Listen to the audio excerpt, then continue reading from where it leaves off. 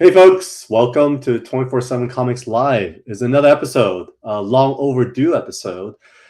It's been busy over here, and we'll probably catch you up throughout the course of this stream. And I know we are on a middle of the day stream, so thank you for everyone tuning in today. But we have two very special guests, two good friends who's been part of this journey of 24/7 Comics, and both has had kind of like a new start in a way in recent year, and lots going on between the two of them. And so I'm really excited for you guys to join this conversation. Obviously, we're recording this live. If you haven't checked in yet, definitely check in at 24/7 Comics HQ at all our socials. And hello, Jane. Welcome.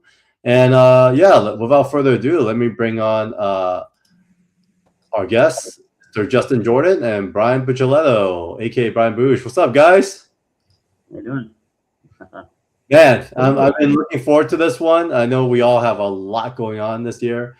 We wanted to do this because this year has been very pivotal for all of us. I think we're mid-age at this point, creating still, and both of you have been huge inspiration and served really very key roles in the formation and development of 24/7 Comics through and through.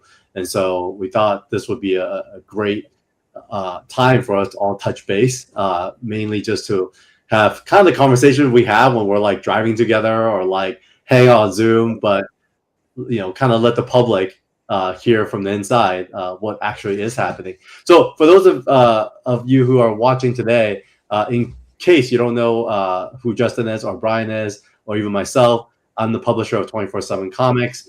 I'll let kind of Justin maybe kick off, from his path from Luther Strode to a decade plus career, and where he is today, and why we may be having him today, and what we'll dive into later as far as his most recent venture. So Justin, go for it. Sure. Thanks, Carl. Yeah, I'm Justin Jordan. I co-created Luther Strode and Spread are probably the things I'm most known for in mainstream comics or direct market comics. I make that caveat because I also write Urban Animal at Webtoons, which has like 525,000 subscribers and has gotten like 40 million reads. So like it is probably easily bigger than my rest of my body of work combined, but like it's so outside of regular comics. But within regular comics, I've done a bunch of work for almost in fact, every major publisher, including some that no longer exist. I've done a bunch of books at Image, it's Skybound within Image. Did a book at the previous iteration of Vertigo, IDW, Oni, most recently, actually. I just knocked them off the list in the last year or so. And I've also done work for hire for virtually everybody at this point. I've been working professionally and full-time in comics for 15 years now, which shocked me, as did realizing that this year is the 15th anniversary of the debut of Luther Strode. So we young Trad Moore, who is my partner on it along with Felipe Sobrero. Trad was just 21 when I found him, and now he's pushing 40. So that's unsettling. So I've managed to stay in comics for 15 years, which, breaking into comics is not easy. And it turns out that staying in comics is also fairly difficult. But I've done a pretty good job of it. But now I'm kind of entering into, hate to describe it as the back half of my career, but that's probably what it is. I'm trying to sort of restart and do some different things now. One of those is the primary reason that you're kind of talking to me today, other than, just generally being my bud. So we are, me and a friend of mine are launching the long gestating Death or Comics, which is a comics education hub, which means that we'll have a website with articles and a YouTube channel with videos that are my guide to everything I know about making comics, which will be free. There will eventually be like paid stuff, but like my goal for it is to give people a place where they can just be like, I'm going to go to Death or Comics, I'm going to learn all this stuff, and it won't cost me anything. It's the thing that I wish I had when I was coming up in comics. I have a weirdly solipsistic sort of relationship with writing. I have never taken a creative writing class, which would show in the fact that I just used the word solipsistic in this conversation. And I have never really done writing groups. I was part of one writing group briefly 20 years ago, which, to be fair, 2 out of the 4 people in that writing group did become professionals, so it worked out pretty well. And I don't, when I'm doing most of my creator-owned stuff, I don't work with editors. The only people who really read it is the artist. I am not recommending any of this, by the way. Prior to that, I learned to write comics by reading comics and reading books about comics, which there was less of them circa 2000 when I started this, and there was less resources on the internet. I was fortunate enough to get into and around the Warren Ellis Forum back then, so I was able to kind of learn from people who were also learning then. But what I wanted to build was what I wish had existed when I was first trying to get into comics, and that sort of opportunity for people. I'm also taking a chance now to really kind of expand on my offer to anybody reading this is that if you sign up for my personal mailing list, and yes, I'm a psychopath who's doing 2 mailing lists, is if you sign up for my mailing list at justinjordancomics.com, you can get a free digital copy of the full trade of Strange Town of Luther Strode and a free digital copy of the full trade of Volume 1 of Spread, which are my 2 big series. So it's a pretty good deal for just the cost of your email address. Yeah. Yes, my website looks terrible, although it does have this adorable cat that is currently right beside me. But the sign-up portion of that does function. So we're doing good. So that's Justin Jordan this year. Outside of the projects that I largely can't talk about, I am still writing comics. I was working on a comic this morning, which it's funny because I've written 2 things this year that I think are amongst the best things that I've done. Nice. And nobody's going to see them till 2027. So like much of 2026 is going to look like I don't do anything, which is one of the big pitfalls of comics I have found over the years. Well, I think it's the year of Justin Jordan, because in fact one of the best things I've ever done is Zero Ghost here at 24/7 Comics. And Zero Ghost is a good book. I realize it's my book, but I think it's a good one. So I appreciate the people supporting it. I really enjoy it, and I hope we get to do another 6 issues of it. We do have 6 issues in the can, so you will get a complete story out of that. But we've got so much more we could do in that world. Yeah, aside from that, I also have another 24/7 project coming up, which Carl has talked about a little bit on live stream before, so I'm not letting anything out of the bag there. I've got 2 books that I'm writing for a publisher who will remain nameless. I got another straight up original graphic novel that I'm supposed to write that's in a major franchise. That one is work for hire. I've got an interesting sort of prose thing that I'm supposed to write, which hopefully works out. It's been like writing projects often are. I don't really count anything as being in the can until somebody hands me a paycheck. Because man, I've had years where, and this is, I'm sure one of the things that Brian will probably talk about eventually is that I've had years where probably 75% of my contracted work has just gone before any paychecks made it to me. So I've gotten a little twitchy about that. But yeah, that's my year and what I'm kind of rambling about. So yeah, I, like Brian, will also be starting a YouTube channel in the next month or 2. I'm waiting for stuff back from my editor, which is the same case with Death or Comics YouTube channel. For Death or Comics, we have 20 videos recorded. We have 30 articles written. So it's just a matter of editing all that. And we're at that stage where we have to do the first couple of videos ourselves to set the style and that kind of stuff before we can kind of farm it out to somebody else. And like me and my business partner both have like ADHD. So, you know, it's not great, Carl. But we are getting there. Well, we're here. We're all here, ADHD together. And we'll do more of a deeper dive into all the different channels. I have all your stuff pulled up, Justin. So we'll get there. Brian, same question to you, man. Like you, how did you get started? I mean, you have a bit of a more unique approach because most folks jump in as a writer, they stay as a writer.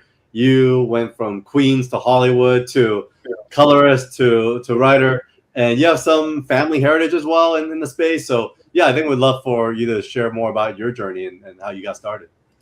Yeah, for sure.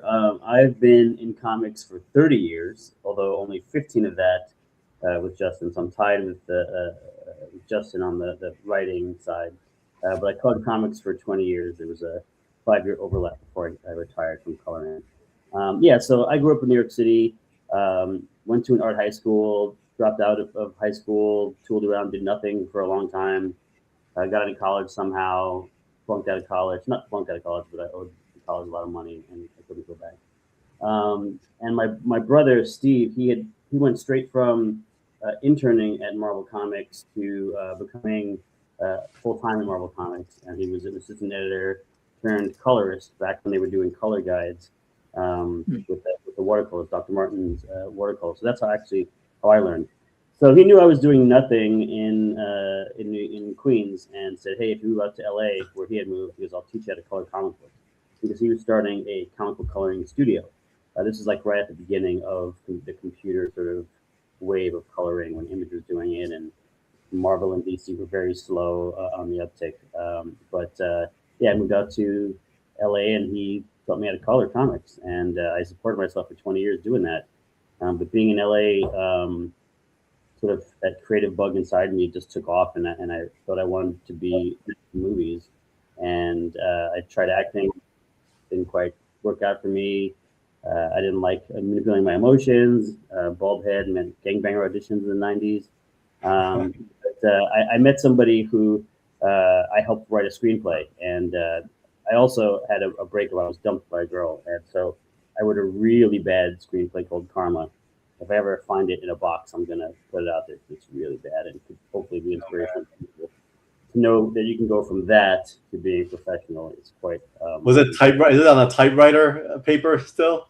No, because I did coloring. I had a computer, so it was. I think it was the first final draft. Wow!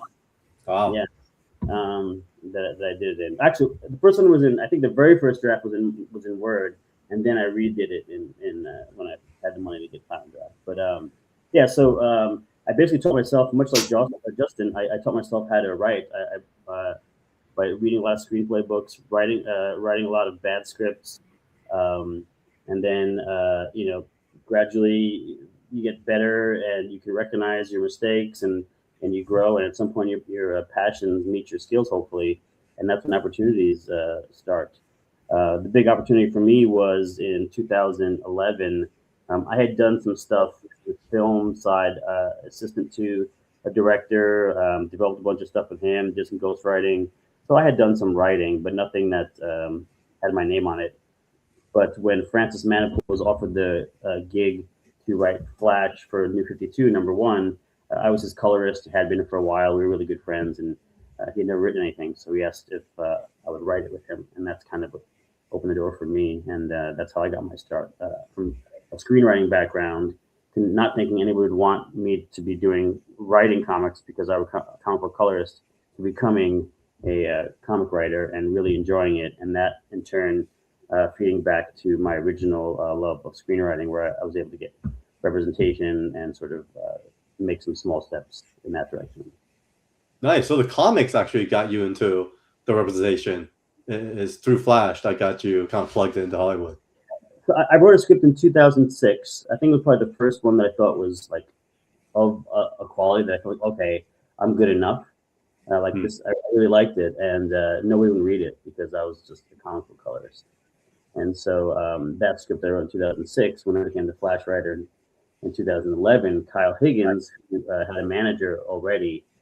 He passed it to her, and then she repped me, and then she got me an agent, and that's how I got started. But it's only because people viewed me suddenly in a different context. Same script, same person, different context.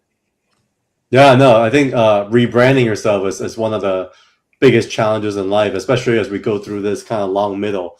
For me personally, I think often when I think of how collectors or fans think, I think very simply, similar to how a lot of comic book collectors or art collectors are.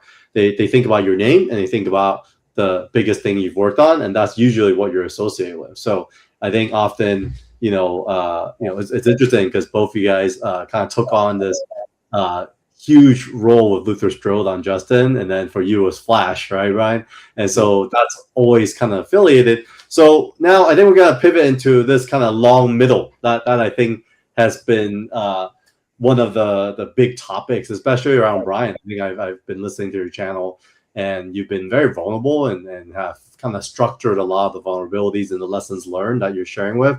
I'm really looking forward to the videos that Justin have been recording, because I know he's been cooking for a couple of years. So either one of you guys can go first, but if you were to kind of describe this long middle, like, you had your big splash, Luther Strode, big splash, Flash, like what were, I guess, the expectations going into the next era? And then what were some of the kind of actualities of what happened? And then what were some of the wins and disappointments? And those could be kind of mixed match. So kind of 3 questions in one when it comes to a long middle. Who wants to go first? We can ping pong. So it's your serve. Yeah, it was interesting. Luther Strode was an interesting hit in the sense that the singles sold, but they didn't sell especially well, which often surprises people to learn. I think the most we ever sold of Luther Strode, and it was not the first series, was around 10,000 copies, which is fine, but it's not great. Like, it's not when you get something like Absolute Batman, and it's millions. But like even by image standards now, a big debut would be 30 to 50,000. So it was not a big seller, but it had a weirdly like outsized fan base from the start, and a lot of the fan base was like comics people. So from the start, a lot of up and comers in comics, like, and buddies of trad, like James Herron and stuff, were really into it. So like the art crowd was really into trad stuff from the beginning. So like in a kind of like pop cultural way, it was a much bigger deal than the sales would indicate. And then that really benefited me. Like, I got my first 2 gigs because, so my first 2 work for hire, well, my very first work for hire gig was Tim Seeley gave me a gig writing 2 issues of Hack Slash, which I really enjoyed, actually. That was a lot of fun, and Tim and I are good buddies to this day. So, but my first, like, outside of that work for hire was kind of simultaneously. It was Shadow Man at Valiant's relaunch, and it was Team 7 at DC during the New 52. And I got those with Shadow Man, I just like wrote them an email. They had like a submission thing. And I was like, hey, I did Luther Strode, like, do you want to hear some pitches from me? And they're like, we love Luther Strode. Yes. And also Patrick Zurcher on that book also really liked Strode, and like they already wanted him to draw the book. So like he was like, you should check out this Jordan guy. Like, I think he might be the guy. And I am good at and it's hard for creative types, I think, to admit that we're good at things. But 2 things that I am generally pretty good at are doing, pitches and high concepts. So I pitched them on a bunch of different stuff, and they went for the Shadow Man thing. And actually, as would often be the case in my career, what I actually pitched them that got me the job is not remotely what we did. The Shadow Man pitch was actually kind of interesting. And Brian, you can tell me to hell up if I'm going on for way too long, because I can. Sometimes when I get in the groove, I can go on for a long time. But with that Shadow Man pitch, we did something that actually was fairly close in concept 10 years or so later to the most recent Candyman reboot. So my idea for Jack Boniface was that the idea of Shadow Man was the people of New Orleans, the poor and the dispossessed, believed Shadow Man was this mythical avenging figure. And they believed it basically so hard that it became real. And Jack had the good luck or misfortune to die in the way that the myth said that Shadow Man came about, and he gets resurrected as Shadow Man. But the interesting part of that for me is that he basically had to live according to what these people believed in, right? So there were things he just couldn't do, or he would risk dying again because he was going against their belief. And likewise, and had the book gone in that iteration and had it gone on long enough, because boy, I was wide-eyed and optimistic back then. You'll hear that again when I get to Team 7. It would have eventually, the bad guys would have taken advantage to it by basically running a negative PR campaign to change what the Shadow Man myth was and change Jack's powers. Yeah, so there was cool stuff like that. You'll note if you read the book, that's not remotely what we did. So, and I have great concept, though. Great concept. And wasn't this right after Garth? Was it? It was a few years after Garth had done it, right? Garth was still working at Acclaim, so that was before Dinesh and company had purchased the rights. So there was probably, honestly, it feels like a bigger gap than it probably was. It was probably only like 6 or 7 years, but it was that. And at the same time, I got the Team 7 gig because a writer at DC was like, hey, man, I read Strode, and it's pretty good, and I would like to, help DC expand their bench. Do you want to talk to an editor? And I was like, yeah. And we talked to them about, and they offered me, they actually just offered me Team 7. And I was like, okay. In retrospect, I feel like that's an undue amount of faith in a writer who had written one thing as far as they knew, but sure. And again, with that, I had a 25-issue plan for the book. Chat, the book did not go 25 issues. And it was not the book that I had hoped it would be. But, I had a plan from the start. And from there, it was fairly consistent. But I will say I had a couple of actually pretty good hits like early on that has been hard to repeat just because, man, that's comics. I don't think that it's been that I'm been putting out bad work, but like trying to think of a way to say this doesn't make me sound like more of a douchebag than I actually am is that I had a couple of years there where it was all really easy in terms of getting work. Like the creative part of it was never easy. That's always a struggle. But like people would just like I had like Boom come to me and they're like, hey, do you want to do some books? And I'm like, yeah, I got these 4 concepts, and I'd sent them literally an email with like 3 sentences about like 4 books, and they're like, great, let's do all of them. I'm like, I have time to do all of them. Yeah, it's amazing. It has never happened again, right? That is not a thing that you should expect. I didn't expect it after that. Yeah, what's up, Thompson, friend of the channel? Wanted to say hi real quick. Feel free to chime in with any questions, chat. Yes, please. Guys, somebody interrupt me. We're getting a lot more viewers now, so come in with some questions. We'll answer them ASAP. But yeah, let's talk about that. It's funny, right? It's almost like it being at the poker table. You're just getting like, flushes and straights on the first like few hands, and then all of a sudden you're like waiting for that again, and you're wondering why. So have you had that same experience, Brian? Like when you first kind of got flash, were things kind of flowing in, like how Justin described? Because I totally see how that's a thing. It was different in comics for a couple of reasons. Like one, I was trying to say was I actually remember Justin in that era, and I felt like he did have aura, he had buzz, but I believe that you probably had coming to you saying, "Hey, write my stuff." It wasn't like that for me because I was the appendage of Francis Manipul. I only got the gig because Francis wanted me to write it with him, and so I know that there's people who were jealous of that. I remember overhearing people not knowing there's some girl I was dating, and the guy was like, "You hear that? They let the colorist write Flash." Oh, shit. Brutal. Me. Like so for me, it was a struggle. Comics was a bigger struggle in a way because, again, I was a colorist and. Nobody hired me, I was sort of anointed by Francis. And so I had to really fight to get any kind of other work. Like I was talking to, I think I was talking to you, Carl, this weekend about like people having like, they're like within like comic companies like DC or Marvel, it's a little bit cliquish where you have like your big name writers and they've got their roster of guys and gals, and I wasn't on anybody's roster. So It was me and Francis on an island, and so getting work. I think Jeff Johns was the closest that I had to an ally because he was all in with Francis. Like he was really close to Francis. So consequently, I did get to do a couple miniseries like Rogue Rebellion and stuff like that with Jeff. But it was hard. Like I had to fight for it. I remember they had those weekly. They were doing weekly comics in like the Bad Office and this office and that office, and I wouldn't get. They wouldn't give me a sniff of any of that stuff.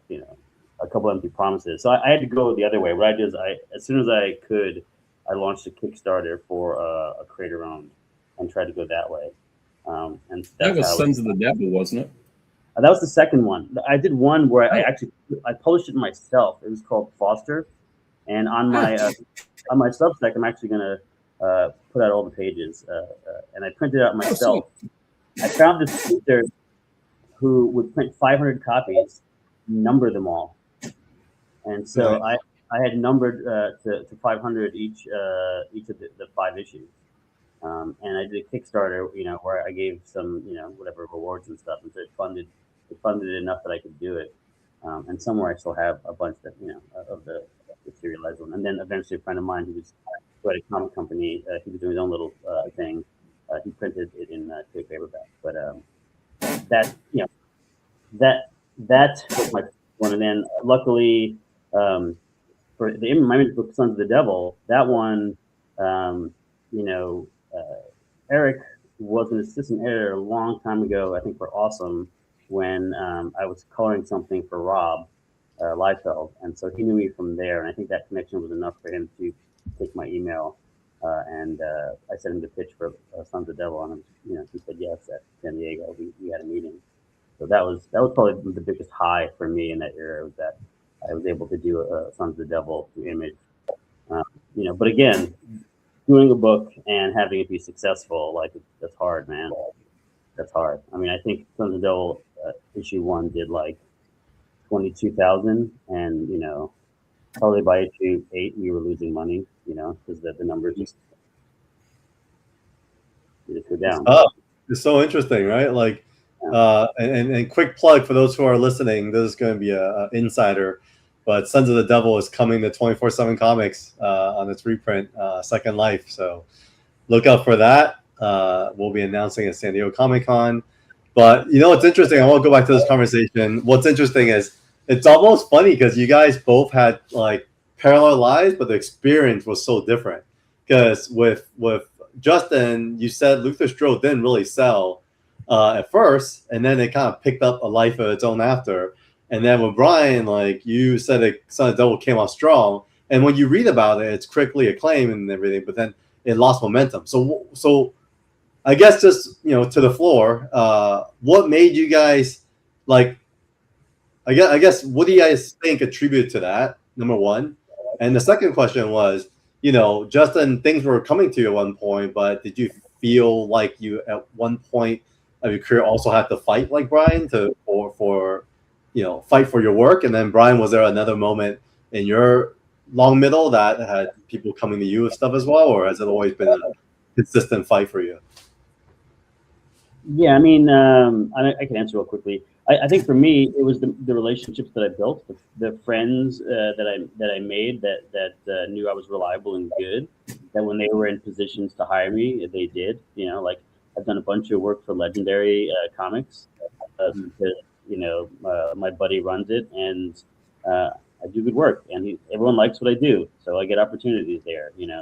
I did a book for Aftershock because I followed Mike Martz because he was my first editor when we took over Detective Comics. I followed him to Mad Cave, so I think with the relationship side is where I was able to get stuff done. But there wasn't people reaching out to me. Maybe in the last year, I've had a couple companies reach out and ask me to pitch, but they really haven't gone that far because it's hard for me to. I don't know if you feel the same way, Justin. It's hard for me to invest so much time pitching on IP without a legitimate chance that it's going to happen. Because I love a lot of characters, love DC characters. I grew up reading Marvel, so I know more about Marvel. But I couldn't pitch a Marvel book today because I don't know what the hell's going on. I haven't read since like the late 80s, early 90s. And so it's a lot of work because you have to be respectful of the material. You have to understand the characters, and it takes work and effort, even to do a pitch. And so I really have to weigh whether it's, how likely am I to get this gig before I will pitch on it, because I've pitched on a bunch of stuff, and it sucks when like, oh no, they changed their direction or this and that, and you're like, well, nobody gets paid to pitch. Thanks.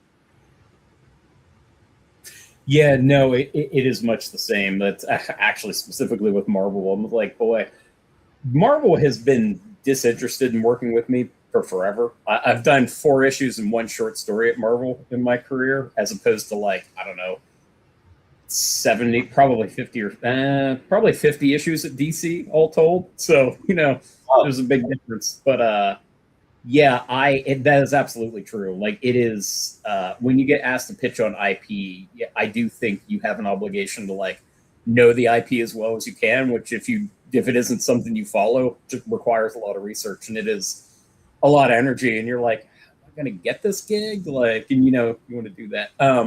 Yeah, no, I have found the kind of back half of my career so far, buzz doesn't last usually. I hope people generally think I'm a pretty good writer, but I certainly don't have the heat that I once did, And so it's become a different animal. And part of that isn't just the buzz. Part of it is the lifespan of comics editors at Marvel and DC is not what it once was, oftentimes. I can tell you that almost everyone that I worked with at DC has not just been replaced.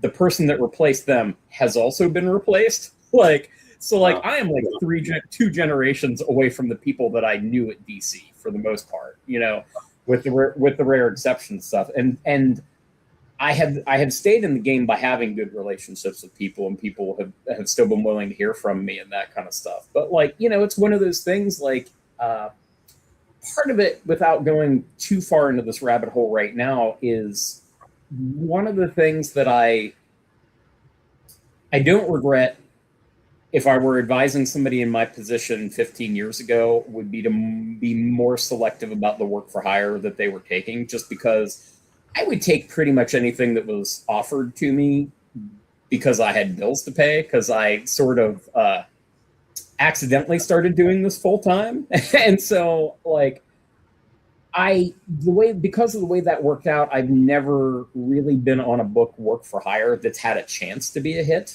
You know what I mean? The closest I can say that I had was probably Team 7, and it wasn't. You know what I mean? It was just, I don't know that it was ever going to be. I don't know that might have been my fault, might not have been. There were things I could have done differently as a baby writer, but it is what it is. But if you are not able to offer or able to get on some fairly obscure book and really make it your own, you are going to keep getting more of that kind of work, And I actually have a video that I'm going to do about this at some point, but I call it, I've actually had this discussion with another writer.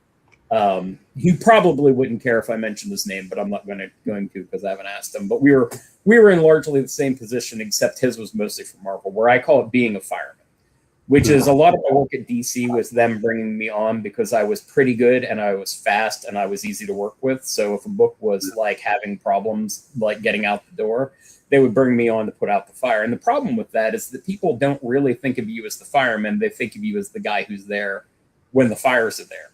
Ooh. But even if they do think of you as the fireman, that's a role you get, I feel, in people's heads. And that kind of prevents you from working on the books that you would build a career with. You know what I mean? I wish I had been more aggressive about pitching, weirdly, because I'm good at pitching and it's a thing I talk about a lot. But I didn't spend a lot of time saying, hey, I would like to write Daredevil. Here's my ideas for Daredevil that I think were cool. I wish I had done more of that. I wish I had been more aggressive with that sort of thing. I love this topic, Justin. I know we kind of accidentally ventured into it, but when you said, I think this is one of the biggest advice and best advice for any up-and-coming writer, artist, creator, because this is something that a lot of folks like a Tom Cruise, superstars always subscribe to, right? It's as much as the roles you take on, as much as well as the roles you don't take on that makes or break your career. And so I think it's interesting because I want to double click on that, like kind of, how what your process is in choosing now, right? And then second to that, Compson also kind of teed it off by this question. He says, at this stage of your career and experience, how do you balance what the market wants versus what you personally want to say? So I feel like you already started kind of moving in this direction. So let's dive into that. You want to go first, Justin, and then Brian, you can take it. Yeah, my joke answer is badly is how I balance that. But like, no, I think that's a thing, and I think there's this matrix. When I'm trying to do more of the other part of this, which is more personal to me, is that like I have a terminal inability to stay in my lane. I want to write everything, right? And it's hard to get known for like a thing. Like, I think I am probably best known for like Strode and Spread, which gives me kind of a violence and horror sort of thing, which I do love. But like, there's a part of me that wants to write a romance comic and that sort of thing. And then that's, from a brand building perspective, it's a bad idea. Like, but yeah, when you're trying to do that, I have the advantage that I have kind of a billion things in the fire at all times, which is the ADHD. So like I am able to be strategic with that kind of stuff when it comes to creator own. With work for hire, it's sort of been a different animal. So I've made a couple of moves that I think were smart. They certainly worked out, but I can't discount the fact that I might have just been a lucky bastard. I mean, I am definitely a lucky bastard, but I can't say that it wasn't more so than even I think it is. So it was like, we're all lucky. We're all lucky for being able to work in this industry. I think that's 1,000% correct. Freaking blessed. There's so many people struggling and can't get in, right? But for us, yeah, and like, man, I know. I have in mind, I know 3 people that have been working in like kind of the independent scene and would like to do, crucially, they would like to do pro and big 2 work, and they are good enough. They just haven't made it, right? And that happens. Like, it's not that they're not good enough. It's not that their work is bad. Like, it's just sometimes it doesn't work out that way. But yeah, what I was saying, the stuff that I did that was kind of smart in that regard was when Boom said that to me, I looked at the big list of stuff I have that I want to work on, and I knew Boom's deal was that they are, no offense, Boom, they were an IP farm, and that's fine. That's fine. It is what it is. As long as I get to make the cool comics I want to make, I don't care that it's in the service of like trying to get a movie sale. That's fine.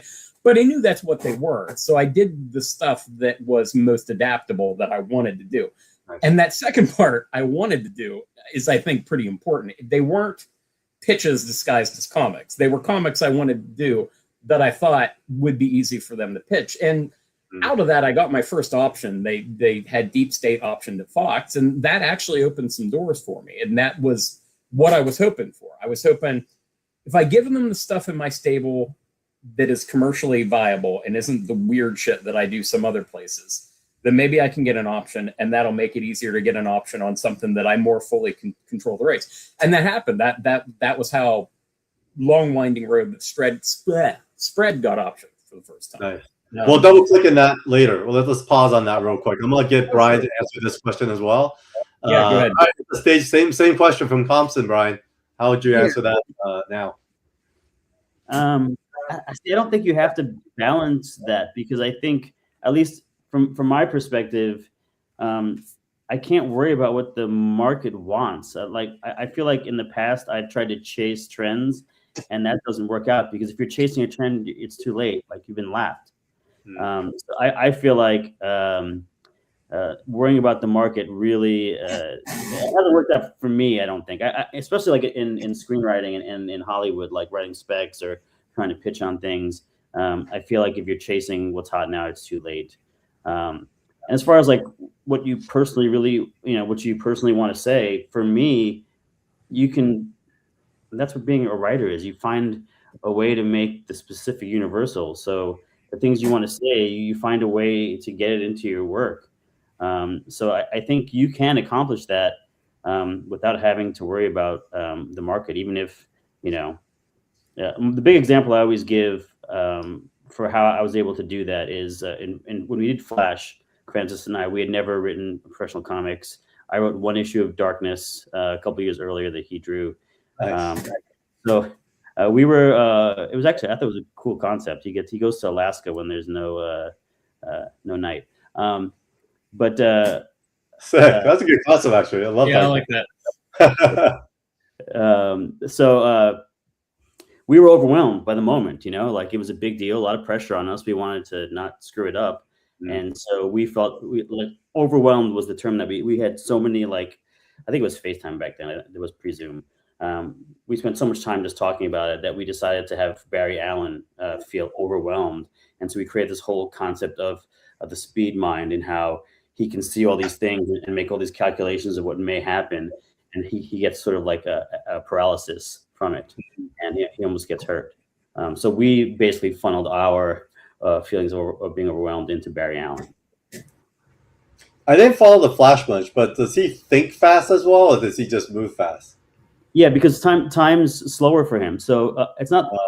So I don't see as much as he's thinking fast as time operates much slower for him. So he can do a lot more thinking in a second than we can do, in much longer time. Awesome. So hopefully that answered your question, Thompson. Thanks for that question. Everyone else in the chat, we welcome more questions. There's a bit in the novelization of Kingdom Come, which is a weird thing to talk about.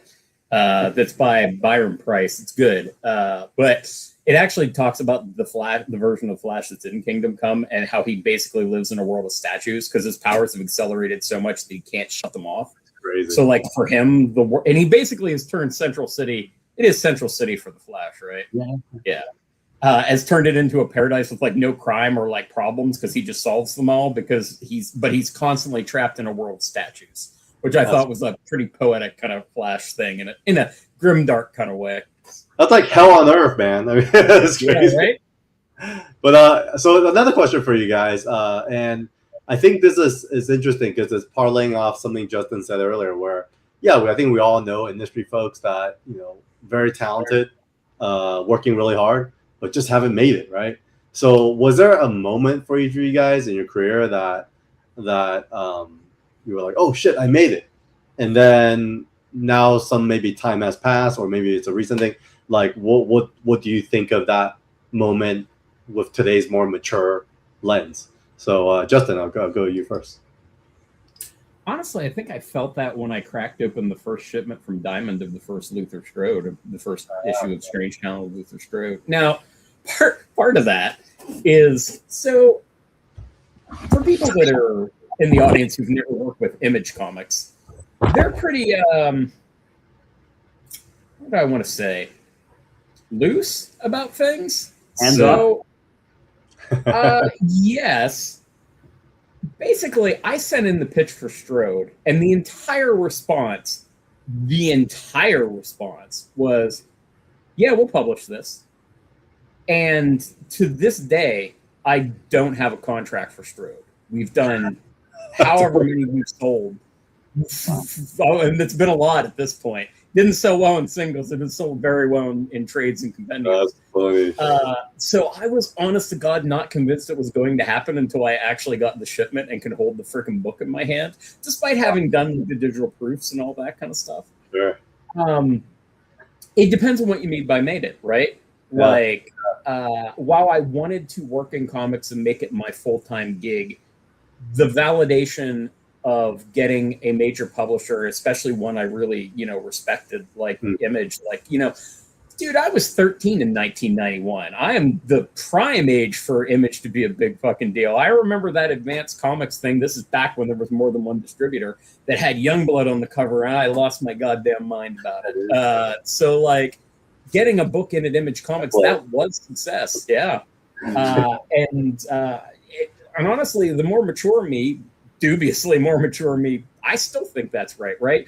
Like, now, if I were judging whether or not that meant I had a career in comics, like a career, that would be foolish.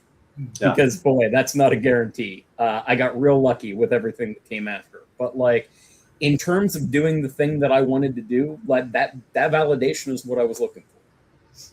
Yeah, that's great. That's a really, really good moment. And I think we all felt it with the Strode. So, Brian, how about you? What was your maiden moment? And then what do you think of it today?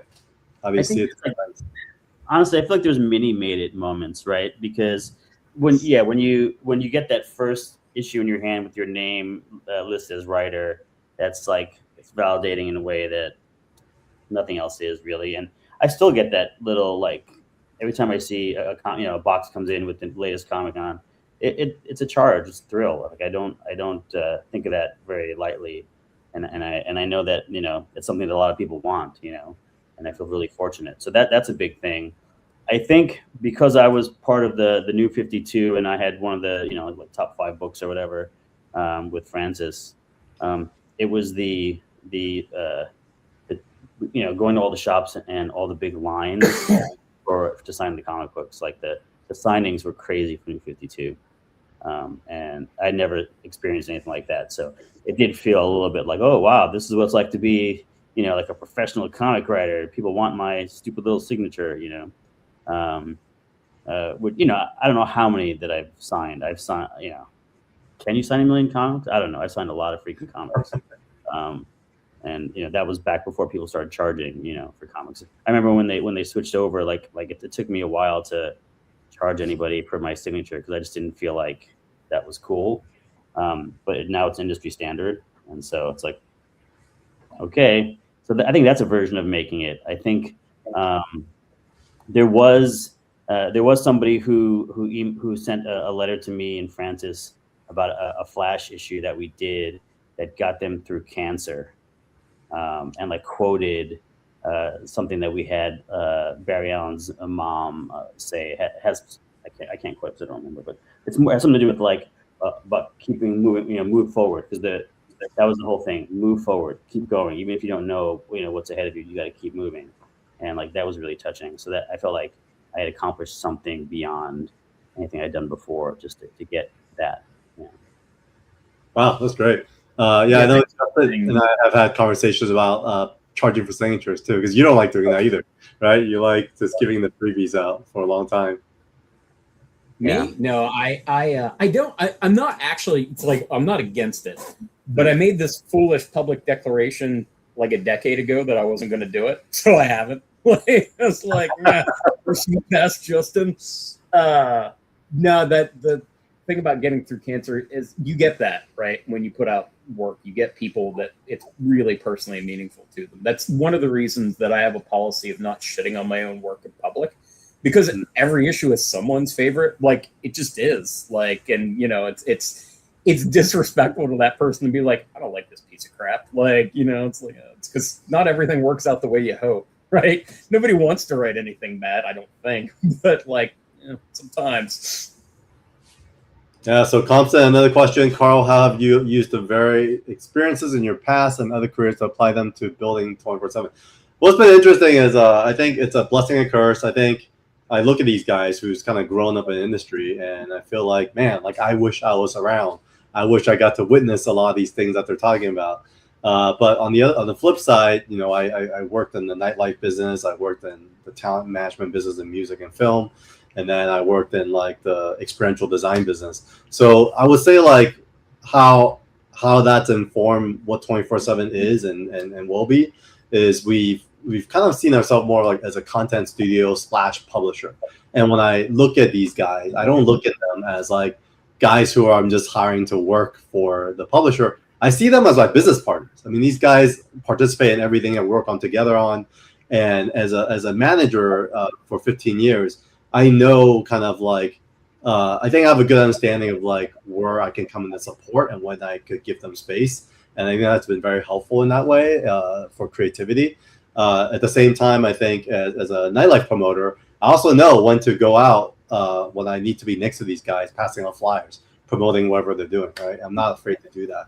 And then I think the last piece is like the creating experiences, even doing these streams, right? Like we're obviously not of the demographic of a typical YouTuber in their teenage years, but we understand that at the end of the day, like we need to create an experience for our community. And so this is just one element of it. And so this is a perfect question that kind of parlays into, what's happening now is both of you guys are creating experiences for your audience. And in a way, I think like, Justin's been kind of incubating this idea for a bit. And then Brian, I think over the last 6 months, I've been like up close and and personal and seeing you kind of developing. So why don't we kind of dive into kind of what's happening today? Because I think these are very pivotal moments for both your lives and your careers. Because, you know, obviously there was kind of like an era in comics where, oh, bless you, Justin. Creators, writers, artists can literally like just be behind the scenes and like never show up for anything. But it's come to a point where I feel like audiences want to know where their dollars are going, who they're voting for, right? And so everyone, writer, artist, colorist, whoever you are expected to now campaign and be front and center and be behind everything you do. So I think Justin had, you know, this revelation. I think there was a number of things that happened in your life that I think inspired this, but I figure it'll be good to kind of dive into, you know, Death for Comics. No, I have come to realize that, well, it goes into that thing where it's like, you know, kind of buzz doesn't last and you need to build on that. But like, yeah, people talk about, it seems like an oblique thing where people will worry about their work being stolen. I'm like, nah, man, worry about nobody knowing your work. And I think that's true for almost all of us. I think there are some at that very kind of like halcyon levels where like maybe that's not a concern for them. But for most of us, you know, there's a lot of people out there reading comics, right? So like, you know, that audience is pretty big, and it's like kind of how do you reach them? And I looked at it and I was like, well, I can't, you know, afford to like just send people free issues of physical comics, but I can do things like Death or Comics or you know, my personal forthcoming YouTube channel where I try to kind of build that personal interaction. And importantly, and this is the mercenary part of it, is use the discovery engines that exist. You know, a lot of social media right now, and this was not the case, you know, 15 years ago, a lot of social media, especially now, is designed kind of as an anti-discovery mechanism, unless you pay. Whereas stuff like YouTube, a lesser extent like TikTok and sometimes Instagram Reels, they benefit from getting your stuff out in front of people if you can kind of crack the algorithm for that sort of thing. So I kind of looked at myself and I was like, well, I'm a fairly personable person. And whenever I've interacted with fans at cons, it's generally gone well and kind of, you know, getting them to be a bigger fan of me. And I used to do, you know, more blogging and that kind of stuff back in the live journal days and back in the early days of Facebook when they would actually show your stuff to people. Like my relationships with people there went well. And, you know, I enjoy it. Not to be totally mercenary. Like I like interacting with people. It's fun. I work alone in a box with 3 cats. I like to talk to the actual odd human every now and again. But so it is me kind of looking at that, like, you know, the end goal is to get people interested in my work. But like, if I have to use my personality as an engine for that, like I'm willing to do it. And, you know, in the regards to Death or Comics, if I can help people do that, that would be great. You know, I want more people in comics. Comics are awesome. I've been reading comics since I was 2 years old before I could actually read. So, you know, I have a vested interest after almost 50 years of being interested in it. So talk us through this intro and give us the who, why, what, where of Death and Comics or comics, because, you know, it's hard to read on the screen, but talk us through these slides as to who's who, why, inspiration. So we did. I had my friend Allie Cat, and Micah did a comic for me that's kind of an explainer for what Death or Comics is. And we have printed versions of these that will be given out in cons when I really get back into the swing of doing conventions. So basically, Death or Comics, and it's deathorcomics.com. When we get it fully up and running, we'll host a series of articles and resources and videos that are taking you A to Z through comics. So right now, if you go to deathorcomics.com and you sign up for the mailing list, we will send you 3 things. It's my quick start guide to writing comics, my quick start guide to comic book formats, and my quick start guide to pitching. And they're about, I want to say those are each like 15 to 20 pages long, but they are the most distilled version of what I understand about those topics that I possibly can. And if you take them and read them, you should at least have the idea of how to do comics. So what we want to do eventually is, as part of the mailing list, we will also have like an artist spotlight to help connect people with that. And we will have like a job board so people can find people to kind of work on their comics and that. Part of our monetization strategy, to use the business speak of it, is the way the artist spotlight within the mailing list will work is that you can see the art. That's free. If you see an artist you like, or you just want access to contact information and more about the artist, that's a $9 a month fee. Like, it's cheap enough that a lot of people can afford it. I won't say everybody can, because my God, I know what it has been like to be cash strapped. There was the early days before I actually broke into comics were not great for me in terms of money. So like, I get it. But in addition to like providing us money for the money and time we put into Death or Comics, and it's not been inconsiderable. It's not helped by the fact that it's taken me like 6 years to like get to this point, but still. But part of that too is I feel if people are putting a little skin in the game, it will weed out less kind of spam and people that are like really unserious about things, which is kind of endemic anytime you try to do this sort of thing. All told, then, Death or Comics is my best attempt at creating a one-stop shop for helping people make comics. When I get it into like kind of the full version of it, I'm going to try to give everything that I can to be like, if you want to make comics, here's a guide that will show you every bit you need to do and give you access to the resources you need to do it as best I can. Yeah, definitely check out the QR code here, guys. I'm going to leave it up for a second, scan it while it's here, whether you're watching live or rewatching this. But yeah, I've been really excited, and I think this launched recently, and I'm excited to hear more about everything that's happening. And I myself have subscribed and will subscribe to the paid tier as well. So I invite you to do the same. Now, your turn, Brian. One thing before I stop talking for once is, as you saw on there, we are doing a pitch workshop in a couple of weeks, which will be live.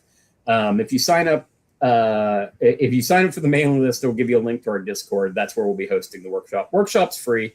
I will run through how I do a pitch. I have a process that I talk about, which is one sentence, one paragraph, one page is the gist of it. But I will actually run through one of my new pitches that I'm actually going to use kind of live on the thing. And then if people want to bring their own pitches to the thing and appear on camera or just as a voice or even in the thing, we'll do that too. And we'll let it run for basically as long as it takes within reason. So if anybody wants to come to that and get my opinion on their pitches or see how I do what I do, that's that. I'm coming up on 20 creator-owned projects and one television show that never made it to air. So like I am able to talk people into things. I can do that. So I have a pitch for you, and then I have an observation as well. One of the hottest comics right now is Dork, and it's funny how your D-O-R-C is also spelled out. I know.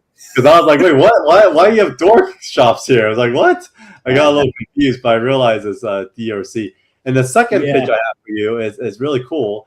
And I don't know how many times this has happened in either of your careers, but remember, we have an alternate issue of Zero Ghost #1 because we had gone down the path of one artist, and then he ended up having some personal issues and couldn't commit. We had to bring on Brian, which thank God has been a great co-creator to the project.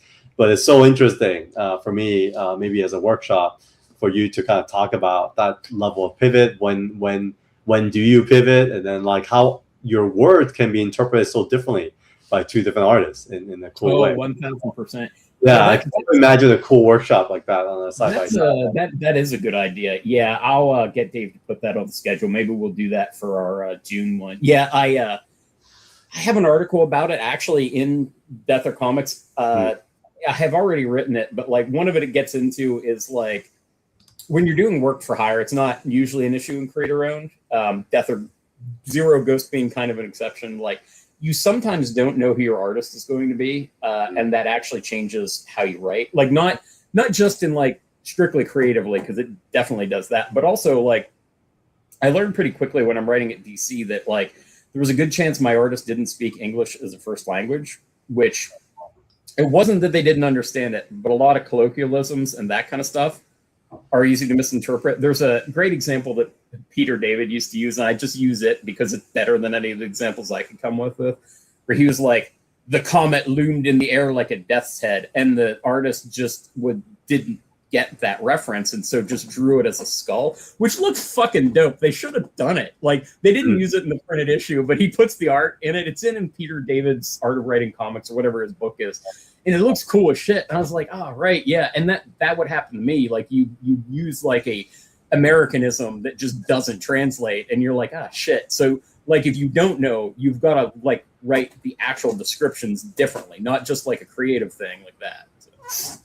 That's cool. So in parallel, you know, Brian, you've launched something very, very similar to kind of what Justin's doing in a different take. And so, Justin, thanks for giving us a lay of the land for comics.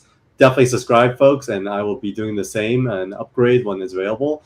Now, Brian, like, what was kind of your approach to this whole thing? I don't know if you want to go to your website first or you want to go to your YouTube first. Would love for you to kind of give the why and then talk about how it's been experience. Yeah, I mean, honestly, it was really born from a conversation that you and I had maybe 4 months ago, and you made some. I don't know if it was just like a offhanded thing, but you made some comment to the effect of you need to put yourself out there. You need to like start a channel or something like that, and it got me thinking to why would I want to do that, and if I did, what would it be about? And those things sort of like collided with this sort of paranoia about AI and, you know, infringing in like every area of life, potentially even creatively. And so my thinking was, as a creative, as a creator, writer, whatever, the only thing I have that no one else has, including AI, is my authenticity as a human being and what I've been. So that sparked the idea of The Long Road, which really comes from a pitch that's in my episode 1, that learning to pitch about myself. I had to discover what it was about me that made me me, because when you're trying to sell yourself as a writer, and I'm sure it's in any walk, it could be any job, you know, people are in a position to hire you or to give you money. They want to know who they're getting into bed with. And so I think you have to know who you are and what you can give them. And so for me, it is my life experience. I'm older, you know, I used to be like the young kid, like when I was hanging out with my brother and his friends, like I was the youngest one. And now like I'm by far the oldest. So I had this interesting transition from like everyone, all my friends are like millennials and I'm Gen X. So that sort of like made me realize that I've done things like, you know, I'm on my second marriage. I've got 4 kids, you know, ages ranging from 0 to 25. I've changed who I am in a lot of ways. Like I've gone from being a colorist to being a comic book writer to trying to write in film and television, to trying to keep hands in both. To just be, you know, just now I think I'm just a creative. It doesn't really matter what field. But long story longer, I just felt like I had these experiences. Why not share them? Because, you know, there's got to be people out there who are like me, who are on this long road and still feel like they haven't gotten to where they want to go creatively. Like, I can't imagine a world where I wouldn't be trying to do writing, wouldn't be trying to be creative. I can't do a normal job. I've tried. Like, I can't sit at a desk or make widgets. You know, I just can't do it. Like, I'd probably, you know, jump off a bridge. I just cannot. So I've been very fortunate that I've been able to parlay my passion into a career, which is, you know, I know not a lot of people will get to do that, but when you do get to do that, you get to taste it, you don't want it to ever end. So for me, The Long Road is just documenting my journey towards that sort of probably unreachable making it. Like you mentioned making it earlier, and I don't know that I'll ever feel like I've made it. Maybe, you know, in the 0.00000000% chance that I have a freaking Oscar on stage, like that probably be the only thing that would make me feel like I made it. But you know, you get your wins, and so you keep making it, and in some ways you keep making it over and over again. You know, writing a comic is making it. Optioning something that you wrote is making it. You know, if you get a comic, if you get a movie, if you sell a movie, that's making it. A movie gets made, you see it, that's making it. Yeah, when it gets 0% on Rotten Tomatoes, I'm not sure if it's making it, but you've made something. So that's really what my vlog is about. It's about my experiences, my thoughts on being a writer in this creative space, and hopefully it resonates with people. I think selfishly the reason why I'm doing it also is to amplify who I am, because part of me is concerned that as the world moves further and further into AI, like I have to give reasons for people to want to work with me, and the best and most valid reason is because I'm me, and so I feel like I should put myself out there. That's great. And looking at some of the videos, you get quite personal as well. Was there a reason why you decided to include a lot of what was happening in your personal life in your storytelling, your videos about the journey itself? Yeah, I think it's mostly practical. I think I sat down, tried to record it, and I think I got interrupted once, and I thought about it, and really what just came down to is I am trying to do so much. I have a newborn. I've got young girls. I have the stuff that I have to write to pay the bills. I've got the stuff that I want to write to continue down this road. I have all these things, and obviously, Carl, we talked a lot about that. I got a lot on my plate, and adding this into the mix, it only made sense to do it if I wasn't precious about it. And so, like, part of not being precious is to just warts and all, man. Like, whatever happens, happens. Like in my first episode, I mentioned that I forgot to flip the video. So if you look in the background, my X-Men comics are they're backwards. Or my daughter walking in because she wants me to go upstairs and play a game.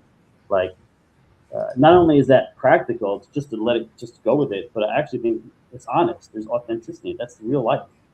So I'm hoping maybe that actually also resonates.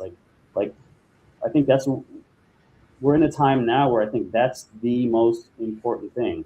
I don't know who said it, but I heard that it was said that we've gone from social media to interest media, and so that people are craving and certain things, and they go towards the interest, not towards the personality.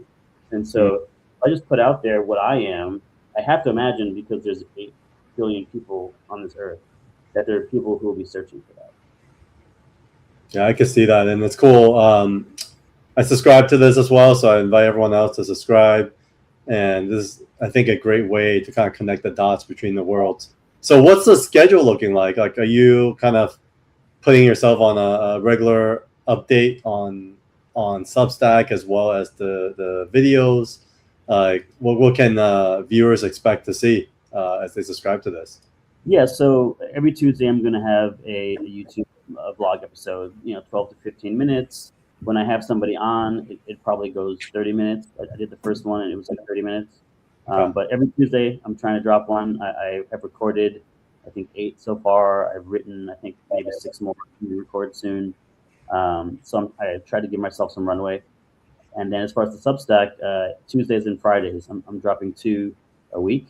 On Tuesdays, I'm going to be doing my comic stuff. So for the next 18 weeks, I'm going to be giving out chunks of Foster and commenting on what my experience was writing it, what my mindset was. It was really interesting to go back to that time and start thinking about, what am I going to write? Like what am I going to write about this? And so each chunk that I'm putting out, like in 8 to 10 pages at a time or whatever, I'm having these memories and what I was going through. And so I'm you're getting both the issue and you're getting sort of like writer's commentary, I guess, going, retrospective. And then on Friday, I want new stuff. I'm doing like memoir type stuff. Like this Friday, I have a story about the automat that inspired me to name Buccellato. Buccellato. I don't know if anyone is old enough to remember what an automat is. You can look it up. If anyone's seen Dark City, there's one in Dark City. That's the only pop culture reference I can think of. Nice. But so Fridays is going to be more like prose memoir type stuff.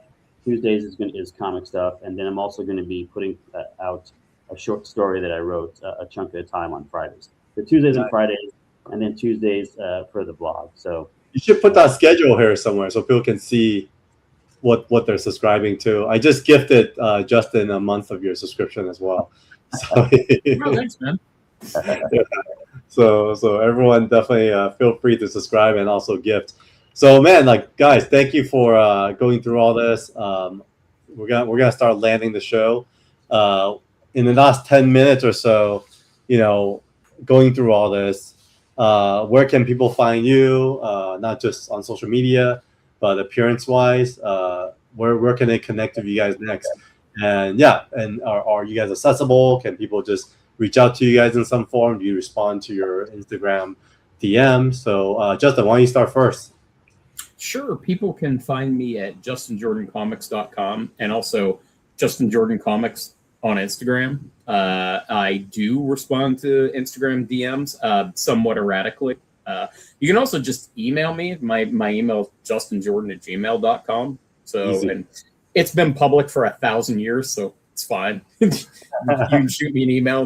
There's a good chance I'll respond. I'm taking a break from mostly not doing much in the way of cons this year. I'm not even doing a Heroes, which gets me FOMO. I am doing New York Comic Con.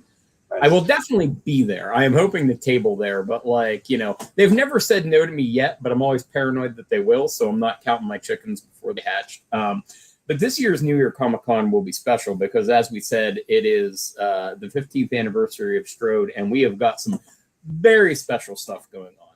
We got some surprises. Surprises is that the entirety of Team Strode, well, Phonographics won't be there, but me, Trad, and Felipe should all be at NYCC this year, barring any kind of shenanigans. So if you want to see me in person, that will probably be your only chance, unless you happen to be in very rural Appalachia. Nice. Thanks, Justin. Brian, where can people find you? Social media, as well as where to meet you in person? Yeah, I turned down some cons for the first 6 months because, like I said, I had a newborn and I'm really tired. I think I had 2 hours sleep last night. So I will be at San Diego. I don't know for how many days. I will not be tabling, but you can probably catch me at San Diego Comic-Con. And then there's probably a 99% chance I'll be at New York Comic-Con because I go to that one every year. And we might have a book to announce there as well. And isn't 247 doing a thing? Is it San Diego or New York? You guys doing San Diego, huh? Both. We're gonna be doing both. So, yeah, we are doing this whole announcement of 24/7 Comics powered by Tokyo Pop launch at San Diego, and then we're in stores in November, and so we'll be present for New York Comic Con as well. Yeah, so those are the two places I will be physically. If you play Magic the Gathering, maybe you'll see me, at Turn Zero or at and Destroy, two really good shops. One's a coffee shop, one is a gaming store in LA. And beyond that, if you go to Buccellato.com or BrianBucc.com, it's the same thing. My handle is generally Brian Bucc on all social media, and BrianBucc.com or Buccellato.com is my website where I just will try to feed stuff too. And you can actually contact me there, email me through Buccellato.com. Awesome. Or, if you watch an episode, you can comment there. I'm trying to be diligent about answering that kind of stuff. Instagram DMs, I may or may not see it because I usually will go into someone I don't know, and I won't see it. So you're much better commenting on something that I post, and I'll see that, or say, hey, I DM'd you, or something like that.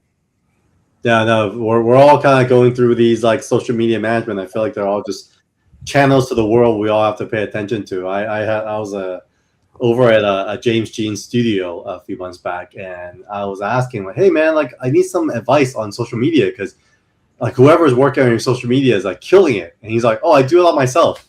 I was like, what the heck? He shoots all the videos, he writes all the copy, and after that I was like, I see how hard he works on his paintings and how he pumps them on. I'm like, all right, I'm being lazy.